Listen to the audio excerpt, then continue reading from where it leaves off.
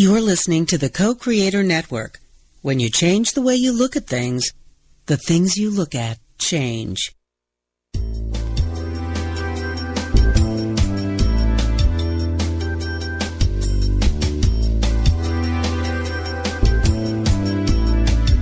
Good afternoon. Welcome to Why Shamanism Now, a practical path to authenticity, with your host, Christina Pratt, Director of the Last Mask Center for Shamanic Healing. She's talking about how shamanic skills can bring us to physical, emotional, mental, and spiritual well-being, especially when nothing else can. Now, here's your host, Christina Pratt. Welcome, everyone, to Why Shamanism Now. This is your host, Christina Pratt, and I would like to begin our proceedings here today by calling in the spirits. So I call out to your ancestors and to mine, to all of those people who lived well, those who died well, those who carry all that is good and true and beautiful in the legacy for those who are living, that we might learn from those who have gone before us, that we might right the wrongs of the past, carry forward that which is rich and beautiful from the past, and innovate and bring into life that which is truly ours to do. And we ask these ancestors to gather around us here today and to support us in that. And as we call out to our ancestors, let us remember that our ancestors are not only human, but they are other than human, more than human, non-human. So we call out to nature that dreamt of life. We call out to the planet. We call out to the solar system, the galaxy, and the universe, all the way back to the very beginning, to the first great dreamer, the void. And we call out to all of these dreamers, for these dreamers are all our ancestors.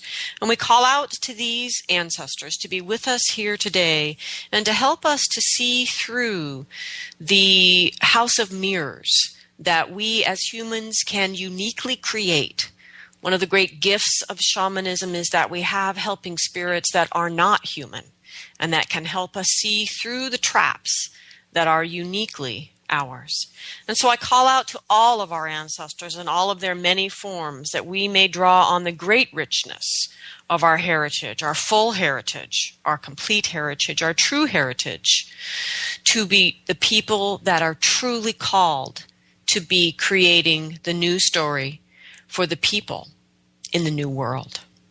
And with all of these ancestors gathered round in great gratitude in my heart, great gratitude hopefully in your heart, let us move our energy down from our hearts to our bellies and our bellies down into the earth. And as we touch the earth, let us take a moment of gratitude for this day, for the wonder and the beauty and the mystery in it. We give thanks for life. We give thanks for all that is around us in this great diversity. And we give thanks for the wonder of life and that profound miracle. And with a moment of gratitude for this deep, deep mystery, let us then reach our energy down all the way to the very center of the earth, bringing our gratitude through all the layers of the earth, expressing it from the heart all the way down, down, down to the very center of the earth. Let us connect to the most essential energy of the earth there and call the earth energy up, asking it to come and be with us here today, to bring the wisdom of the earth that we might understand manifestation, that we might understand better how to be here in form in a good way.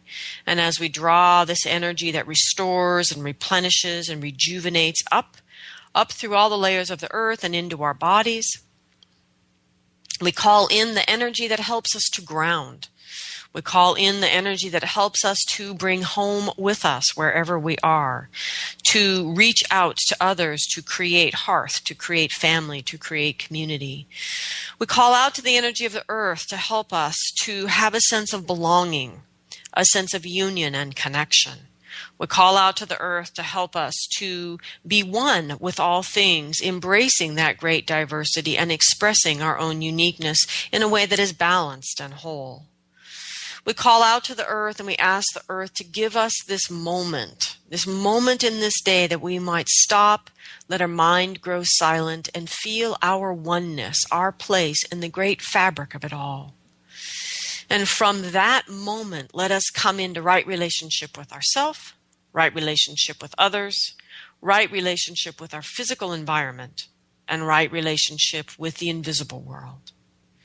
And with all of these connections and interconnections, we give great gratitude to the earth. May our heart grow full with this richness. May we draw our energy up from our bellies to our hearts to our minds, and up and out through the sky. Whatever weather the day holds for you, let your energy rise out through it in gratitude. Out through the sky, out through the atmosphere, and all the way out into the cosmos. Let your energy dance and be caressed and caress all those heavenly bodies, the stars, the wonders of the universe, all that is out there that we do not yet know. Let us embrace it. Let us embrace the unknown and reach all the way to the highest power of the universe. And by whatever name we know that power, let us connect with it and draw it down. Drawing into ourselves, drawing into our day, drawing into these proceedings, the essential energy, the essence energy of blessing. And in the blessing, we also draw in the energy of protection. We draw in the energy of generosity and benevolence, devotion, excellence. We call these energies in, drawing them into ourselves, into our body, from our head to our heart, and our heart to our belly, and grounding the sky energy all the way to the center of the earth. And in this way, the sky meets the earth, and the earth meets the heavens. And in this way, these two great lovers come together.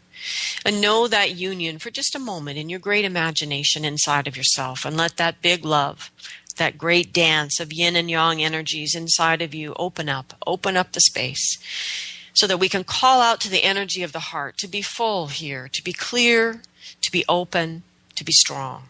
We call out to the heart to be the crucible that it is, to draw up the fiery passions of the belly and the crystal clarities of the mind, to draw the lower chakra energies up, the upper chakra energies down, and to bring them into the heart, where they do not compete, but they dance together in a great, passionate, sexy dynamic of a tango or something, some such, in your heart. And in that dancing, they give birth to the reason you are here, that third and most sacred thing. And so allow these energies to move in your heart, to give birth to some sense, some understanding, some feeling, perhaps a glimpse of a vision of why you are here. And may you find in your heart the courage to do something in this day, large or small, to bring that soul's purpose into manifestation. The spirits are gathered round here to support us as they are in every day. And let us do what we have come here to do. So we give thanks for this spirit energy around us. May what needs to be said, what needs to be heard, and may these proceedings go forward in a way that is good for all living things. So I'd like to give great gratitude to Irene, to Scott, to Sarah, and to Susan, and to all those of you who are able to help financially. Those of you who are able to donate to the show, amounts large or small, help me to keep the show on the air, because there are several $1,000s worth of bills every year, and you help me make that possible. And I give great gratitude to you, and I give thanks for those who are unable to donate financially, because we also keep the show on the air for them as well. I give thanks to all of you who are using what you learn on the show in your life to change things, to change your life, to bring your gifts to the world. And for those of you that haven't noticed, there's a new place on the new website for inspiration. And is the art and the gifts, the stories, the poems, the things that people are sharing with me that come directly out of their use of this, what they're learning on the show in the world. And it's deeply inspiring, and I am grateful for it. But I also want you to go to the new website and look at it yourself and be inspired. So anyway, where was I? Gratitude. So thank you all. Thanks to those of you who are using what you're learning. Thanks to those of you who are sending questions and show ideas and all of the things that help the show to grow and be vital. Keep in mind, those of you that are savvy in the land of cyberspace, to do the things that also help the show to spread and to be known and to grow stronger. Because I would love it, but I doubt that there will ever be one person that donates $5,000 to the show, but there could easily be 1,000 of you that donated $5, and that would be excellent. So thank you. Thank you, everyone. And I just have such profound thanks this day for such a beautiful, beautiful day. Life is rich. And thank you all for being here on the planet with me at this time while we engage No matter what we're doing, we are engaging in writing the story for the next arc, this next world that is already here. There are people that say, that the December 21st, 2012, that nothing happened. But those are those people that believed that, I don't know, the aliens were going to come in and save us from ourselves or something. And of course, the deeper truth is that we're not going to be saved from ourselves. It isn't going to happen. We need to learn from our lives. We are here to learn and to craft a new story based on what we learned from the old story, just as humans have done in the passing of each world. And so our task is to leave behind that which didn't work, to learn what we needed to learn, and to go forward in a better way so that those who are coming are honored to have us as ancestors. May we make them proud by what we do today in our lives. And so this show is about the shadow. And there's two parts to this show, this week and next week. It's not just about the shadow, but it's about expanding our understanding of the shadow to understanding that there are also collective shadows. And this is one of many things that we are talking about this year, because yes, this year I have an agenda. So deal with it. I have an agenda, and that agenda is to ask this question: what do we need to do? How do we need to change? What have we learned from the last world, the last story for the people? What needs to be done differently, and how do we do that? And this is my little drop in the great big ocean of the answers to this question. But we need to ask it. We cannot just keep doing what we were doing before and hoping to be rescued by aliens in the next great event. We are the ones to do it now. And so I've talked about the energies I believe we need to come into a new relationship with, like darkness and the unknown.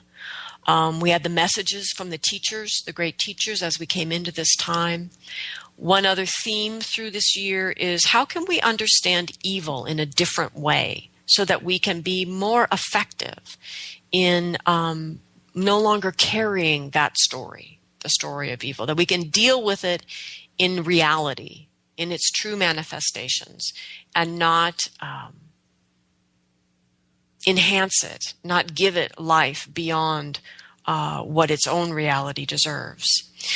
So another piece of this puzzle of how can we be in the world differently, how can we learn from the story before, is we need to come to understand what the gift of the shadow actually is.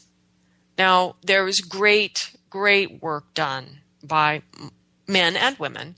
The women didn't get a whole lot of notoriety, but nonetheless, there was great work done by men and women bringing forward our awareness of the shadow. But we need to shift in our understanding of it and how we work with it. So this show and the next show is dedicated to this. And this is these shows are called Transforming Communal Shadows.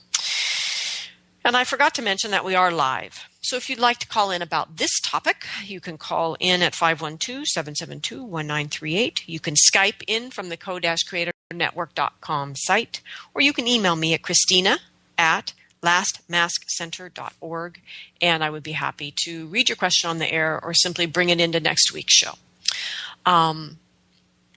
If you go to lastmaskcenter.org, you can also see when the workshops and things are happening over the summer and fall.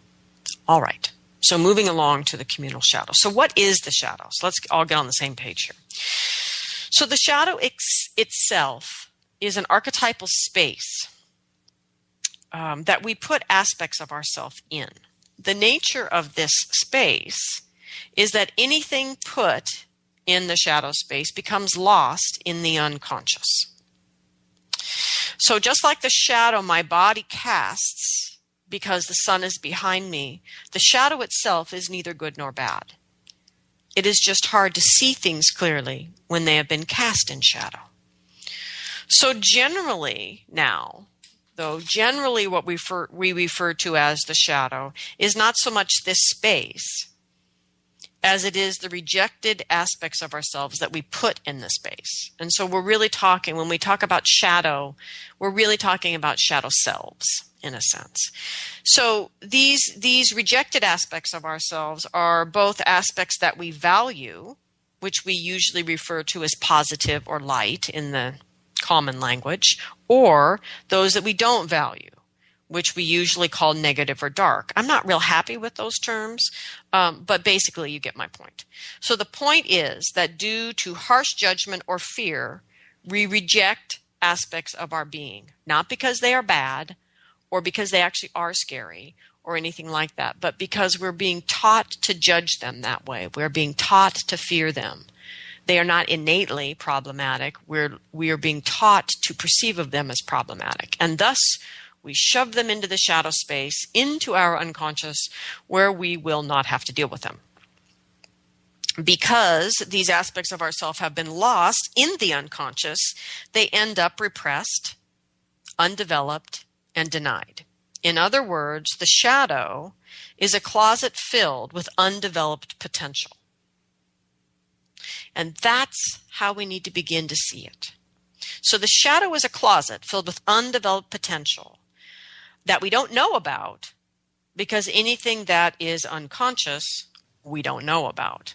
And so for me, as much as there is often argument about whether shamanism is about healing or transformation, which seems to me to be a silly argument, nonetheless, what shamanism offers up us through the skills, the basic shamanic skill set, is this ability to know what we've chosen not to know by putting it in the unconscious. I mean, because you can chase your own mental logic around and around and around. And if you're with a therapist who isn't smarter than you are, you can do that for years and never get anywhere. I mean, the first thing you need to find in a therapist is a therapist who's smarter than you are. Because otherwise you'll just run in circles with this kind of stuff. So the whole point of shamanic skills is it allows us to be clever. It allows us to be tricky. It allows us to outsmart ourselves. And this is the great benefit when we're talking about the shadow. So the shadow is an archetypal energy that has been discussed at great length by Karl Jung. And in Jungian psychology, the shadow or the shadow aspect is a part of the unconscious mind consisting of repressed weaknesses, shortcomings, and instincts. Jung wrote that everyone carries a shadow, and the less it is embodied in the individual's conscious life, the blacker and denser it is. At all counts, it forms an unconscious snag, thwarting our most well-meant intentions. So that's pretty classic Jungian thought around the shadow. John Elder wrote that the shadow describes the part of the psyche that an individual would rather not acknowledge. Now, because they've learned to not acknowledge it. But anyway, back to the quote here. An individual would rather not acknowledge. It contains the denied parts of the self. Since the self contains these aspects, they surface in one way or another. Bringing shadow material into consciousness drains its dark power and can even recover valuable resources from it. The greatest power, however, comes from having accepted your shadow parts and integrating them as components of yourself. So that's pretty basic, higher end shadow conversation.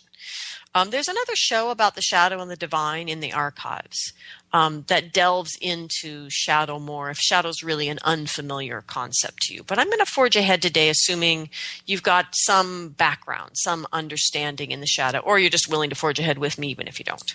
Okay, so parts of ourself we send into the shadow are the parts that we want to be protected from the light. That these are parts of ourselves we've learned to fear or judge harshly, so we don't want anyone to see them. It's all about light, literal light and literal dark, not judgmental light and judgmental dark. So it's about putting things away from the light so they're not going to be seen. And these are parts of ourselves that have been judged harshly, usually incorrectly. So we have learned that these parts are bad, so we hide them from the light. So these parts ferment, they brood, they twist in on themselves over time. What would you do if you were unfairly judged? What do you do when you are unfairly judged? What do you do when you're forced to live in silence, to not speak your truth, to be in the darkness all the time, without love, smashed together with a bunch of other rejected parts from life? So shadow parts can be in the shadow closet for decades, fermenting, twisting in on themselves, having conversations with each other.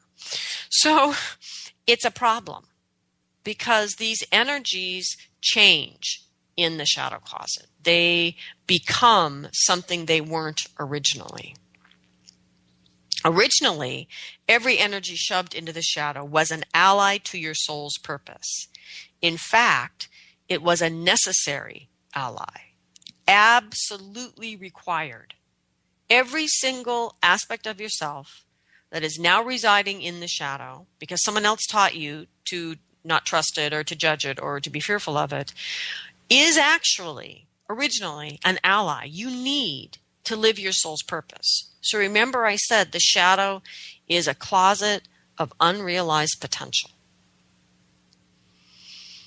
So these are absolutely required to being able to truly and robustly be the person you came here to be. You cannot be the person you truly came here to be and leave your aspects of yourself in the shadow. It just won't work. So the issue is not that the energy you find there, the issue is not even how the energies got there. None of that is really important. And boy, people can spend way too much time talking about it. It's just an explanation. It's not important.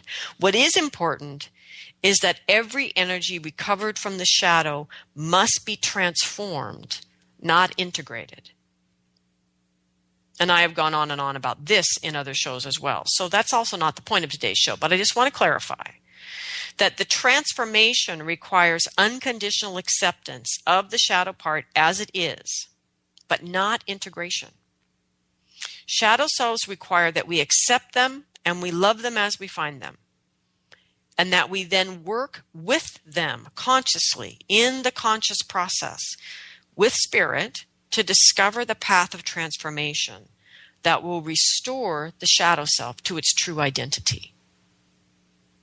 And this is critically important with shadow work. When we discover the ally that is at the origin of each shadow self, we integrate that ally, and then in that act, we transform ourselves. So that is the basic shamanic understanding of the shadow.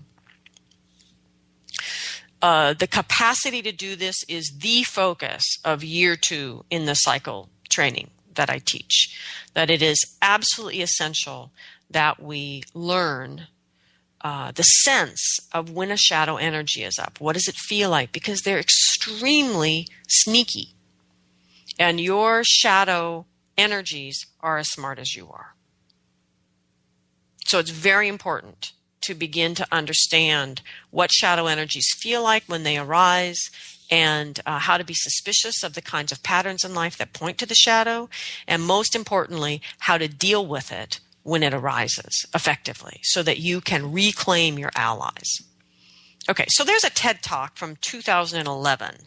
Now, I take my TED Talks with a grain of salt these days, given their particular brand of censorship. But this was a good talk, and babies in bathwater and all that. Okay, so the speaker was Charlie Morley. And he was talking about transforming his shadow through lucid dreaming. And he's a masterful lucid dreamer. It's a very cool idea. It's a great talk. Challenge here is, of course, if you can't lucid dream at that level, you can't do what he's talking about. But it's a really great idea, especially for those of you that are way interested in the dreaming aspect of shamanism and all this. So the talk in and of itself is interesting. But that's not why I'm bringing this particular TED Talk up.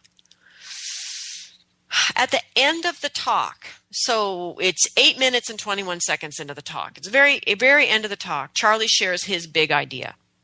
And he begins to talk about our collective shadow. He talks about how there are cultural and collective shadow aspects that we collectively refuse to integrate. And that until we face them, we will never be whole. So in other words, it's not just about you and your shadow. It's about you and our shadow. It's about us and your shadow. So it's not as simple as, well, you can get around to dealing with your shadow whenever you decide to get around to your soul's purpose. It's that there's a communal peace here, just like everything. There's a communal peace here. And so my dealing or not dealing with my shadow affects this whole issue of communal shadows. So Charlie's saying that until we can transform our personal shadows, and I would say in that develop our shadow transformation chops, that we really get good at shadow work. So until we do that, we can't hope to embrace the collective shadows because, it's just too confusing. Our own are confusing enough. We have to learn to function in that confusion, and then we can get really good at embracing the collective shadows. So Charlie ends his talk beautifully saying, now is the time to wake up together, to embrace the shadow of the world. And this is what made that TED Talk so interesting. This idea. This is the idea I rarely hear people talk about, much less actually dealing with, other than here in Last Mass Community, because this is something we deal with.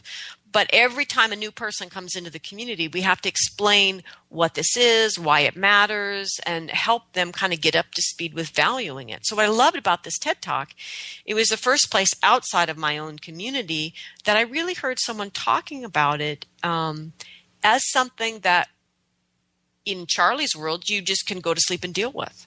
It was beautiful. Okay. So one of the functions, for example, of the Leadership Council in my student community is to keep tabs with Spirit through journeying of any community shadow patterns that are coalescing in the community, and then to engage the community in transforming them. And we do this for two reasons.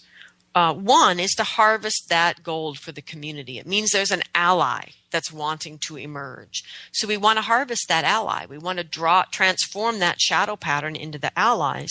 And we want to be able to become more whole as individuals. That's why we're part of this community in the first place.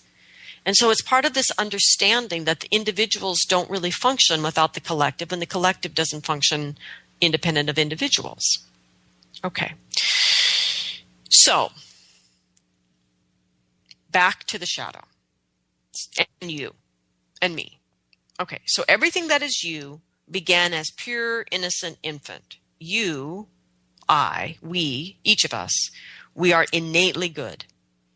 Therefore, everything in the shadow closet is innately good because it all began as part of one of us. So there's no part of you that deserves the intensity or severity of judgment that sends a part of yourself into the shadow closet. No one deserved it. No one in the shadow closet deserves to be there. And once there, those that are there, none of them deserving to be there, will get a little twisted, a little bent out of shape, a little angry, frightened, fully ensconced then in crazy logic. But the shadow is a realm that we can enter through journeying with particular shamanic guidance. And by that, I mean helping spirits who excel in the realm of crazy logic. And that's not all helping spirits. Believe me, that it is a rare breed of helping spirit, but they exist nonetheless. And they excel in the realm of crazy logic. And since the shadow realm is a realm that runs on crazy logic, we can spend years trying to impose psychological logic, heart logic, emotional logic, trying to impose logic on this realm, mythical logic. But it doesn't work because it's not a logical realm. It's a crazy logic realm. So we could, on the other hand, get down to business and surrender to our spirit help and allow that help to guide us along the paths of crazy logic as much as they irritate us, to move along the path of the crazy logic that will allow us to locate, reconnect with, and recover the parts of our self that is lost in the shadow. And then follow that crazy logic path of that shadow part's transformation. So, the other thing to understand about shadow energies and that transformation is this isn't transformation through death. It's transformation through love. And this is true whether we're talking about personal shadows or collective shadows. Because everything in the shadow began life with you, poised and ready to share in living your soul's purpose. Everything in the shadow is an ally, functioning in your life as an enemy. So it's functioning as an enemy, day in, day out, through the unconscious. But it began life as an ally. And our collective shadow behavior creates enemies to living in ways that are sane, sustainable, that embrace diversity, that embrace a wisdom that includes and is greater than human wisdom.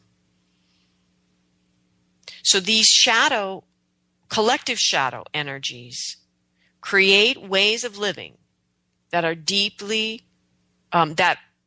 are not deeply rooted in the big love that connects us all. So the whole point of doing this work is to draw these true allies. So the more powerful the true ally, the more powerful an enemy it is when it's in the shadow, personal or collective.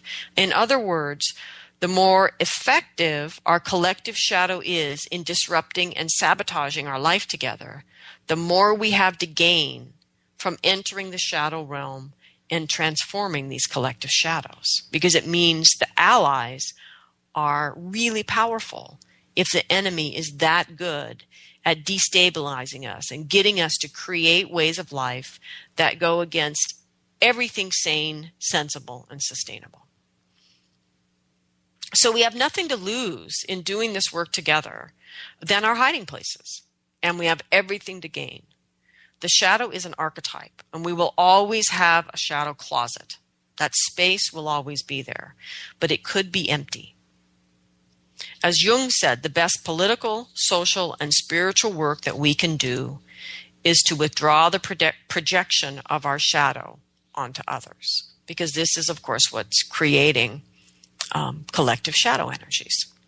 So let's look at some collective shadow energies. Most of you are thinking, what the hell is she talking about? So let's look at some collective shadow energies. So one of our most public places of collective shadow is in the arena of leadership. Collective shadows happen because we collude together to unspoken rules and practices due to shared and unconscious fears. So in this, we then agree to play out roles for each other rather than living, speaking, and acting in our truth. So I'm going to little tiny sidebar here because I was listening to someone speaking about why they're not living and speaking and acting in their truth. And it had everything to do with being worried about what other people would say and do. And I have to say, I grew up in a small town. I am a first child, total overachiever. I get it. I spent a whole lot of my life learning that exact same lesson, that you have to be worried about what other people are going to think and feel and do. I grew up as codependent as anybody else. But what I came to realize as I got pushed by spirit to live, to speak, to act from my truth is that the bottom line is initially nobody cares. They don't want to have anything to do with you once you do that. They just would rather ignore you. And so eventually you start meeting people that are interested in other people that are speaking your truth, and people start to pay attention to you again in a good way. But now at least you're with people that aren't trying to manipulate each other by worrying about how everybody feels. So this whole issue of living, speaking, acting your truth is not half as big an issue as we think it is. Our fear of that is another collective shadow. And it's our fear of that that makes us easy pickings for Wetiko, for these evil thoughts that take root and are spread like viruses. So this all fits together. So anyway, back to collective shadows. So leadership. Okay, so leadership is basically a story about expressing power. In particular, expressing power in the world. And leadership does this in one of two ways. Good leadership. So it's expressing power in a way that demonstrates personal mastery and that it teaches others to express their power. So that's good leadership. So that kind of leadership, though, requires a very strong heart. And when we go into fear, that strength of heart emerges in actions that are motivated by weak-hearted leadership. So to compensate for this weakness that leaders are actually feeling on just the verge of consciousness, right? So to compensate for this weakness, leaders become righteous.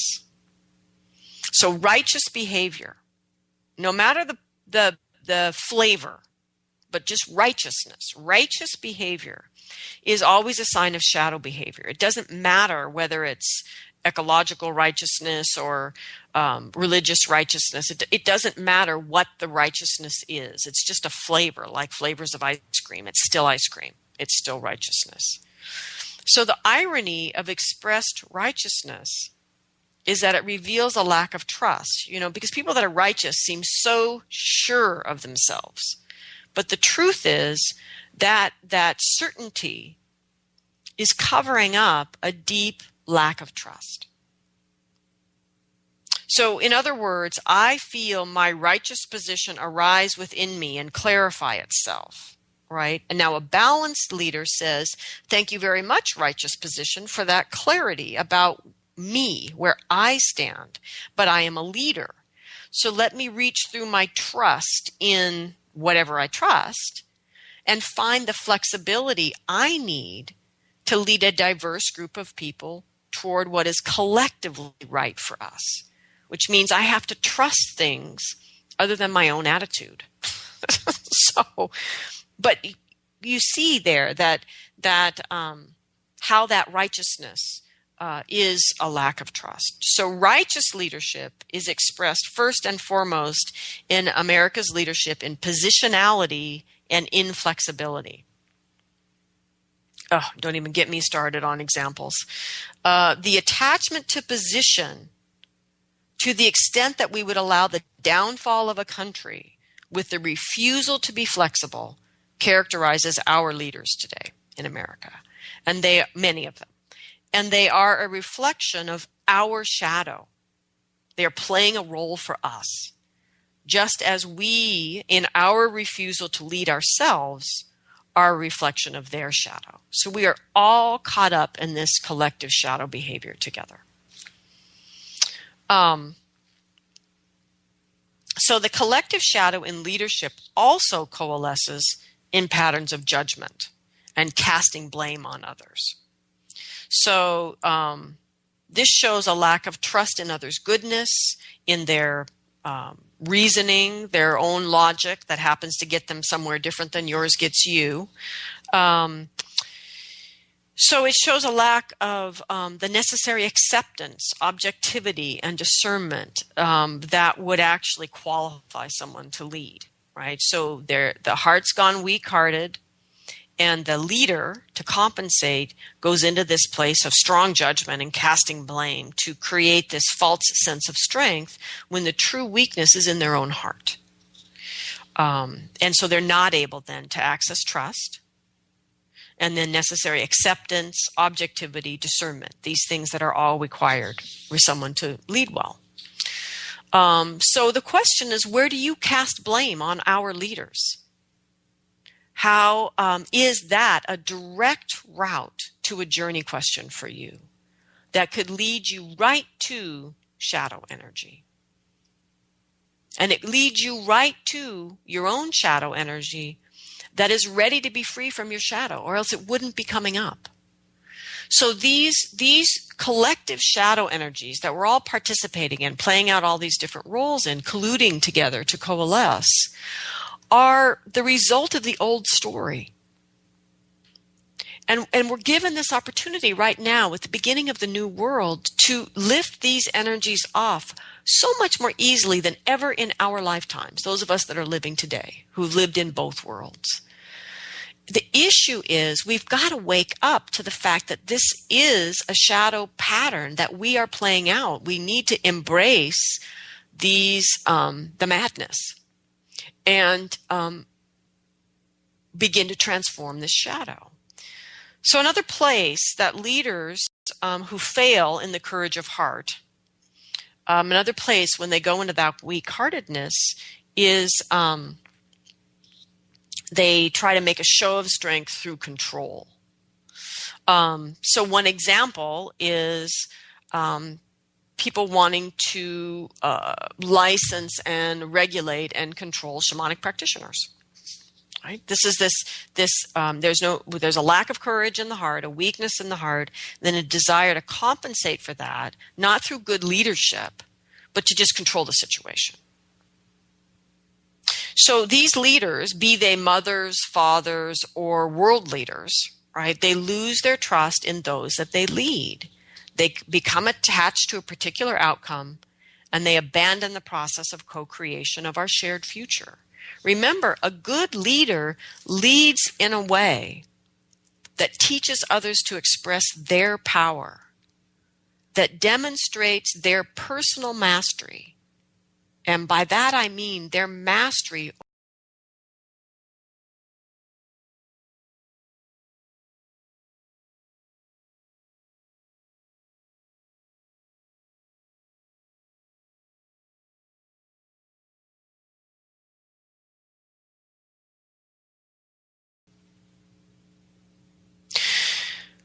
So, we rail at being controlled by our leaders, but then do we each trust the collective enough, trust that connection enough ourselves to step into the small moments of leadership that life requires for us to co-create this new story for the people in the new world? I can't lead you there. I'm just doing my part.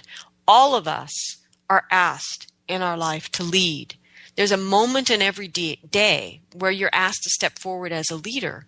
Will you step into true leadership or just flounder in this collective shadow around leadership?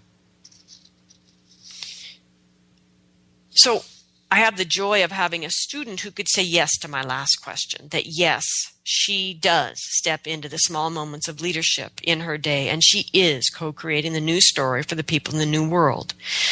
This woman teaches shamanic values and principles at a private Catholic school, and she can say yes to that question. She trusts the collective of her students and the school, the teachers, the administration.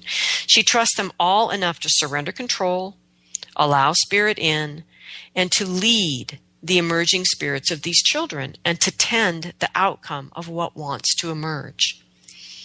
I receive the most inspiring tidbits that she passes on from her students regularly. It's one of the most beautiful parts of my life, all because this one person is willing to step out of this coalesced shadow pattern of leadership and to just lead where she can, and to lead in a way that supports others in finding their own leadership and expressing their own power. It's not that hard. What she does do, though, is she trusts.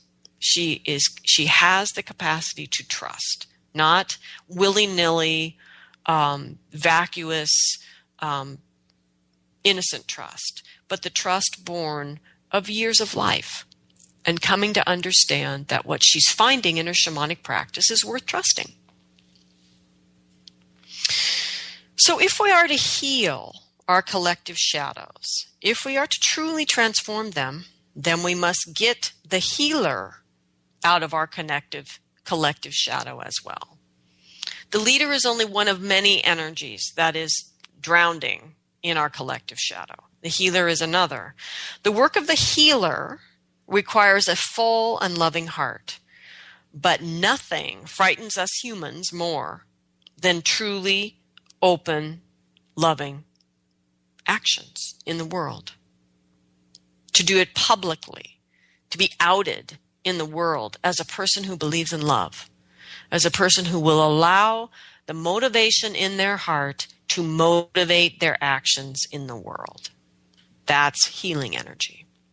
So the healer's heart is often in everyday life half-hearted, not quite risking that full, raw, vulnerable place of true love, but instead moving from a place of technique, that safe, aloof place of the skill of the healer or the role of the healed. So in that half-hearted place, we slip very easily into two enormous collective shadows. One of those is the martyr. The martyr is the person who does not attend to his or her own healing, rendering every act of healing another half-hearted act because they haven't attended to their own healing in the first place.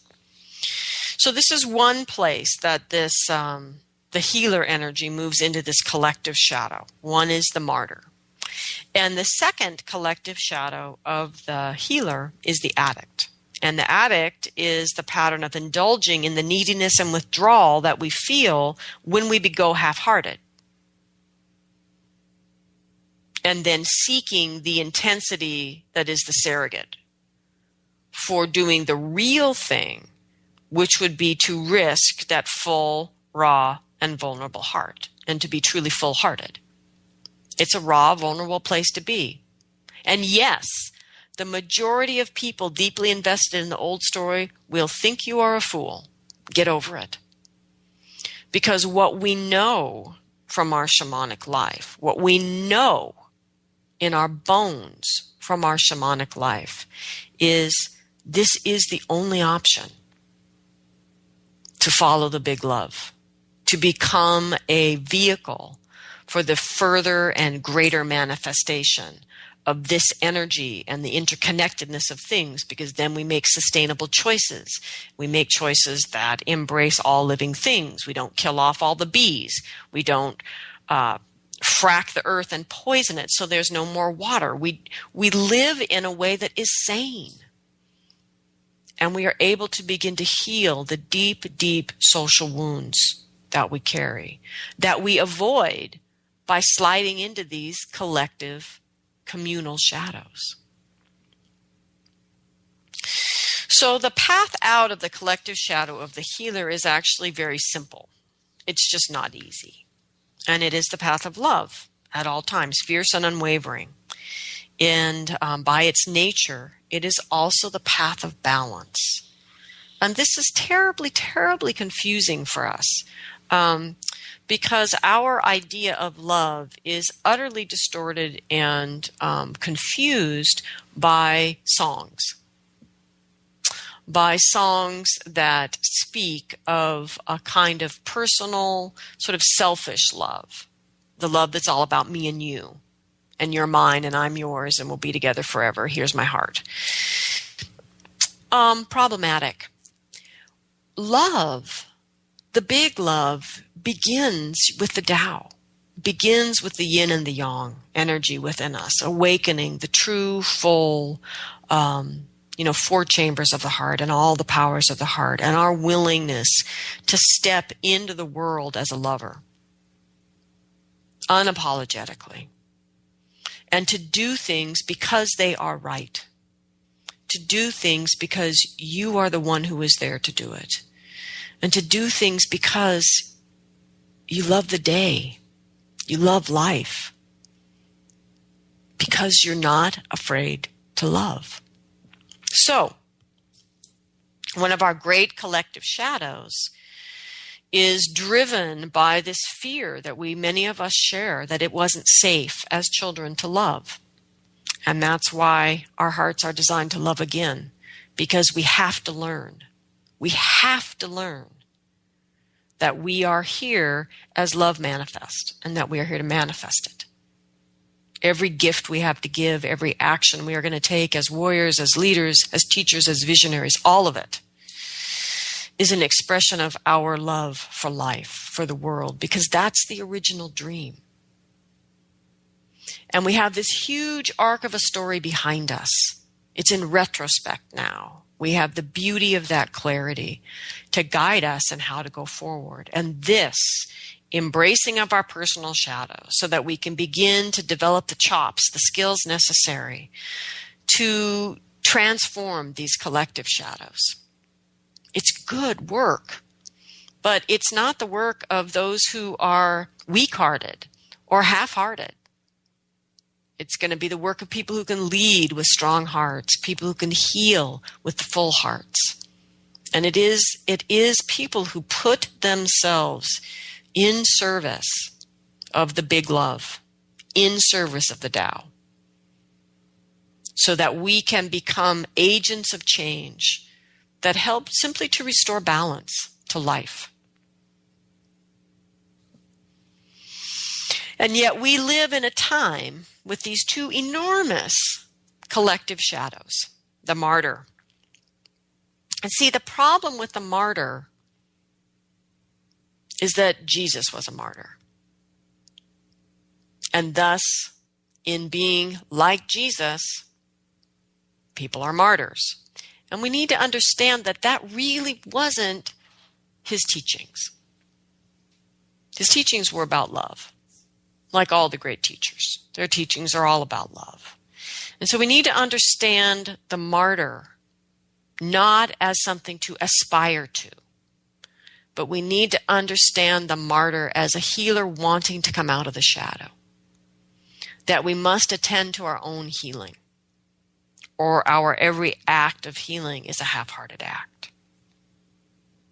So the martyr is transformed by the one who loves themselves enough to do their own healing and thus bring their gifts fully to the world.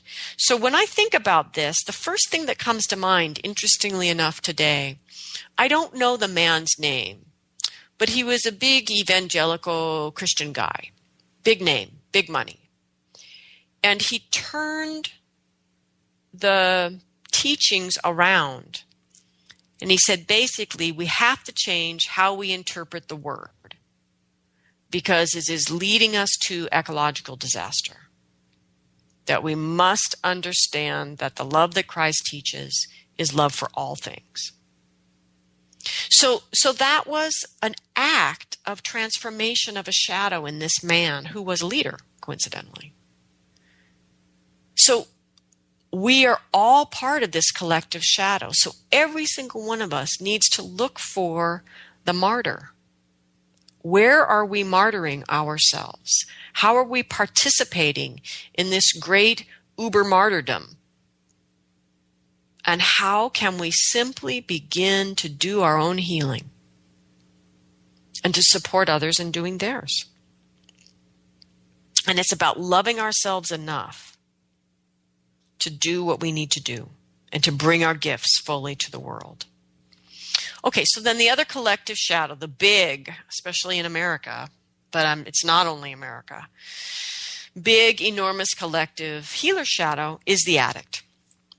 And the addict is transformed by the one who is fearless in love, knowing that the one great intensity available without prejudice or bias to all is the intensity of true love. Everyone has that capacity. As I said before, the answers to the healer is easy. It's simple. It's simple. It's just not easy. We all have this capacity, and we are so afraid to burn ourselves like the phoenix on this fire of true love. But we have no other choice. If we are to be the people who are to write the story for the new world, we must burn in this fire and give up our uber shadow collective permission to be addicts, to indulge in that surrogate intensity that we're doing to compensate for the fact that we chickened out of love. We simply chickened out of the greatest intensity humans are designed to dive into, which is true, passionate, open-hearted love. That's all it's going to take. That's all. Just true love. But the point is, we dive into all of these other intensities, these surrogate intensities, work, sex, drugs, food, TV, etc., all of it. All of it is just to alter our intensity level, to compensate for the fact that we chickened out of loving. Because as a kid, we learned it was dangerous and we got hurt. So what? Do it again anyway. That is the great compassion, the great heart in the dream that this planet dreamt of life on her surface, was this constant possibility for rebirth, for transformation, for the heart to love again. This is deep, deep in that dance of the Tao, is that constant shifting, changing of the chi, that constant possibility to do it again. And to do it with the wisdom of those who have gone before you. Hell, to do it with the wisdom of you the last time you did it. Learn. Do it differently this time, but do it. Because this true love energy is the greatest healing power we can manifest. It's the greatest power, period, that we can manifest. And in the light of true love, the shadow reveals our allies.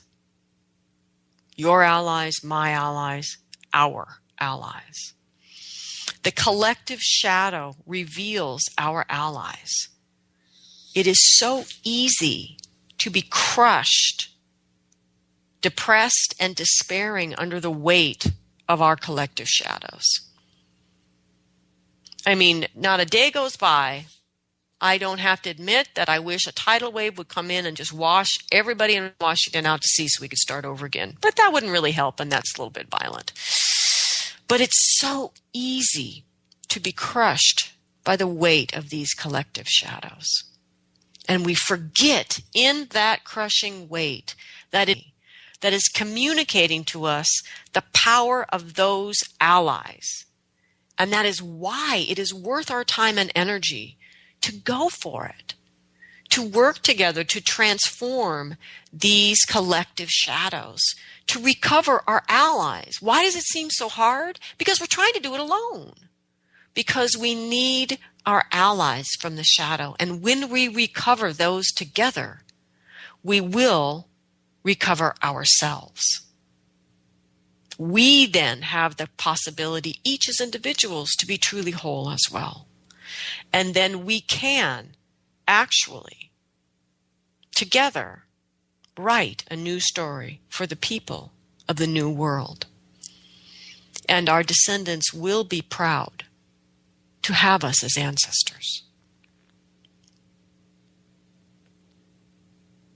So I'd like to give thanks to the ancestral energies that gathered with us here today, the humans, but also the non-humans, for we need your perspective to find our way out of this ever so human trap of the shadow. We give thanks to the energy of the earth below and her compassionate dream that allows us to change and change again. And we give thanks to the energy of the sky above that gives us blessings and protection. And finally, I have great thanks, great trust, great belief in the heart. And in particular, the energy of the heart that unites us all. So next week, we're going to talk about another set of collective shadows. And in particular, we'll be looking at the archetypal shadow patterns that arise and trap us in the rebel energy and the disciple energy, which is that place of worship or valuing someone and putting them up on a pedestal so that we can then knock them down and demonize them. Victim energy and self-denial. And in particular, we're looking at how we all collude with each other to lie to ourselves about who we are and what will truly make our hearts sing.